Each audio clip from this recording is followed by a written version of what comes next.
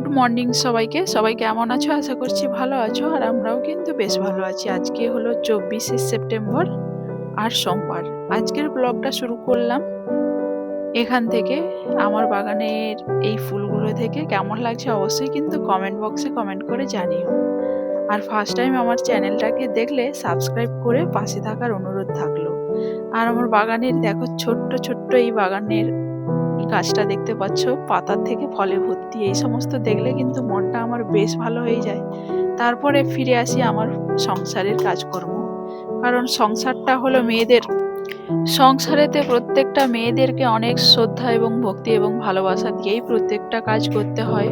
তাহলে কিন্তু সংসারের, যেমন কথায় আছে না, সংসার সুখের হয় রমণীর গুণে।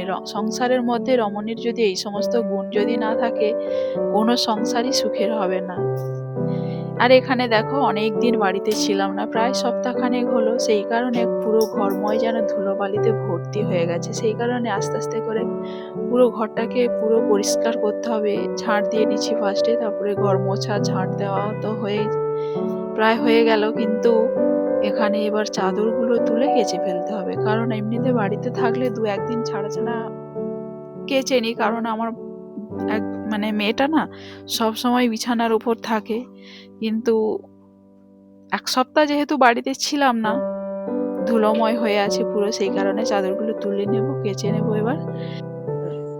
এর মধ্যে কাঁচা যেই চাদরগুলো আছে সেগুলোকে পেতে দেব। আর ঘরের ভেতরটা দেখতে পাচ্ছ একটু কম ধুলো, কারণ রাস্তার সাইডে তো, বাইরেটা যতটা ধুলো হয় ঘরের ভেতরটা একটু ধুলো কম আসে। তারপরে এখানে ঝাঁট দিয়ে নিচ্ছি, ঝাঁট দিয়ে এবার বাইরেটাও ঝাঁট দিয়ে নেব।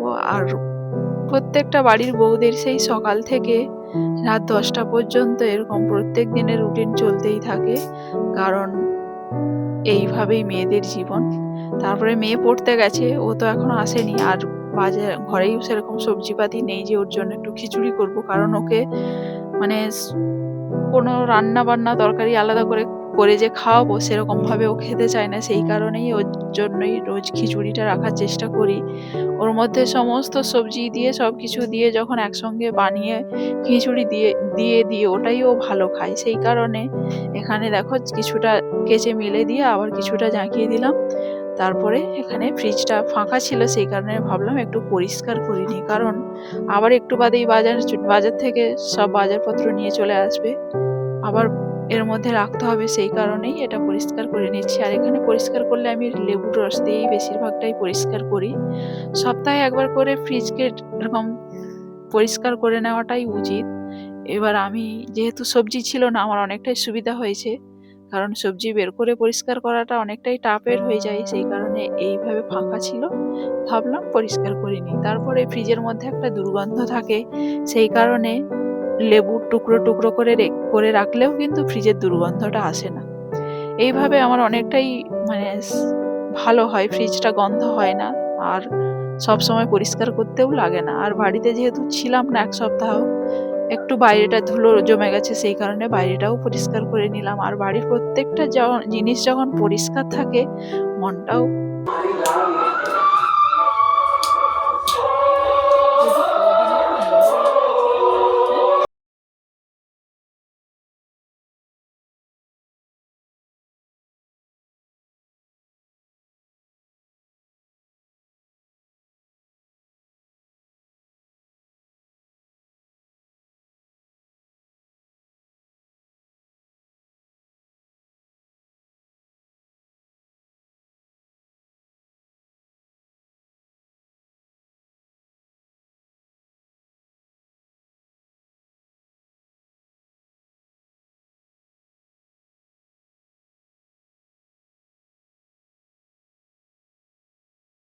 আমার আগাগোড়াই নাচ গান একটু ভালোবাসে। সেই কারণেই সেই মুহূর্তটাই তোমাদের সঙ্গে তুলে ধরলাম।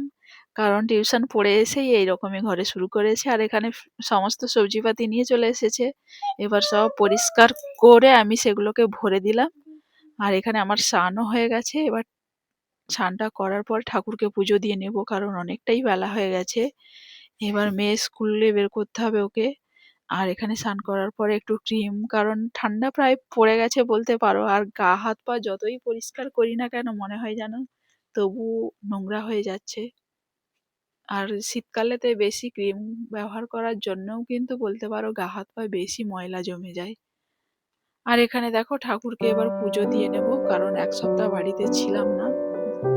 পুজো বাড়িতে হয়েছে কারণ বর্দি ছিল, ও ওর মতো করে করেছে, কিন্তু আমি যেহেতু অনেকদিন ছিলাম না, তারপরে এবার তুলসী তলায় একটু জল দিলাম। আর এখানে আমাদের মা লক্ষ্মীকে পুজো দিলাম। আর সকালে পুজো দেওয়ার পরে মনটা বলতে পারো অনেকটাই বেশ ভালো হয়ে যায়। তারপরে এখানে রান্নাঘরে চলে আসছি। বেশি কিছু আজকে রান্না করব না। বেশি কিছু বলতে আমাদের বাড়িতে সবসময় যে অনেক কিছু রান্না বান্না সবাই এরকম পছন্দ করে না, সিম্পল ভাবেই খাওয়া দাওয়ার পছন্দ করে। আজকে রান্না করছি পুঁই মিটুলি দিয়ে, মূলো, আলু, বেগুন সমস্ত রকম সবজি দিয়ে একটা তরকারি করছি।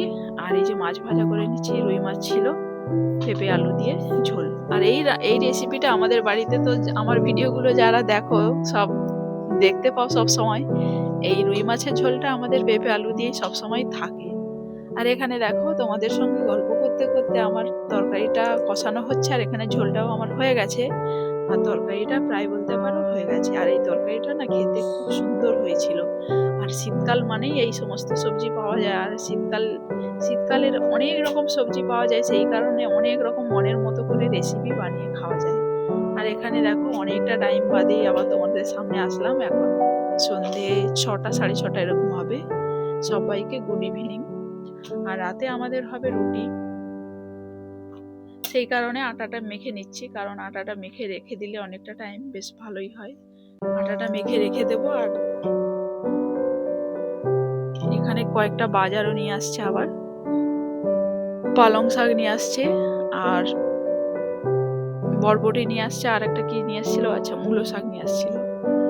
সেই কারণে ওইগুলোকে তো এমনিতে ফ্রিজের মধ্যে রেখে দিয়েছি। আর এই পালং শাকটাকে একটু মানে যেহেতু ওটা আটির মধ্যে বাঁধা থাকে, নষ্ট হয়ে যায়, পচে যায় বলতে পারো, সেই কারণে এটা খুলে অনেকে শিশিরের মধ্যে রাখে, আমি রাখি না। ওই বাইরে কি আসবে পাখিটা কি, ওই জন্য আমি যেগুলো দিয়ে খড় না কি দিয়ে বাঁধা আছে ঠিক বলতে পারছি না, খুলে ঘরের মধ্যেই রেখে দেবো, এতে শাকটা ভালো নষ্ট হয় না।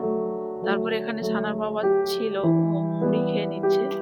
আর আমার বলতে পারো সকালবেলা খাওয়া আর সন্ধ্যেবেলা খাওয়া হয় না, কারণ খিদে পেলেও মানে নিজে নিয়ে খাবো সেটাই যেন মনে থাকে না। যাই হোক, এখানে এবার শাকগুলোকে খুলে নিয়েছি, রেখে দেব।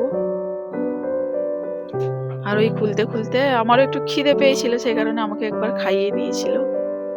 আর এই রকম করেই এবার ও খেয়ে নিয়েছে, এবার সানাকেও পড়তে বসাবে।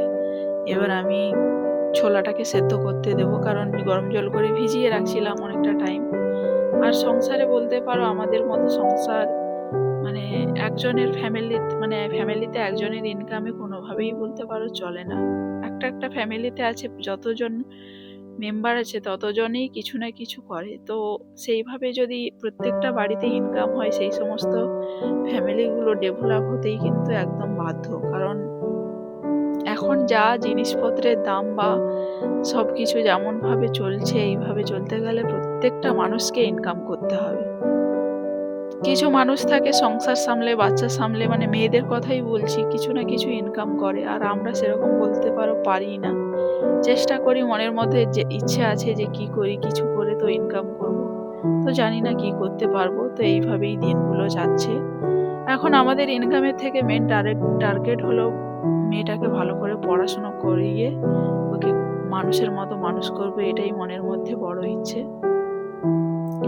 আর এখানে দেখো ছোলা সেদ্ধ করতে এবার ছোলাটা দিয়ে দিচ্ছি, ছোলাটাকে সেদ্ধ করে নেব। দিয়ে এবার রুটিটা হয়ে গেলে একটু ঘরে আবারও ঘর গোছানো পরিষ্কার করার আছে। আর আমাদের শীতকাল মানেই রুটিটাই একটু বেশি হয়, কারণ প্রায় সবারই ঠান্ডার ধাত বেশি, রুটিটা সবাই পছন্দ করে, সেই কারণেই রুটিটাই হয়, অন্য কিছু হয় না। আর এখানে দেখো তোমাদের সঙ্গে গল্প করতে করতে এখানে প্রেসার কুকারটা রেডি করে ফেলেছি। এবার ডালটা সেদ্ধ করতে দেব, সেদ্ধ করতে দিয়ে রুটিগুলো করে নেব, কারণ অনেকটা সময় প্রায় চলে গেছে, কারণ সন্ধেবেলা আগে থেকে ডাল ভিজিয়ে রাখলে অনেকটাই সুবিধা হতো, কিন্তু আগে থেকে ডালটা বাড়িতে ছিল না, সেই কারণেই আমি আর সেদ্ধ করতে দিতে পারিনি। তারপরে অনেক সময় পরে ওকে গরম জল করে ভিজিয়ে দিলাম, সেই কারণে ভিজে গেছে, এবার সেদ্ধ হওয়ার পালা। আর এখানে দেখো রুটিও আমার হয়ে গেছে আর ডালটাও করে নিয়েছি। আর ওখানে মেয়েকে পড়াচ্ছে, এবার সবাইকে খেতে দিয়ে দিলে বাস আজকের মতো ছুটির ভিডিওটা এই পর্যন্ত। ফিরবো নতুন এক ভিডিও নিয়ে, ততক্ষণে সবাই ভালো থাকবে, সুস্থ থাকবে। সবাইকে গুড নাইট অ্যান্ড টাটা।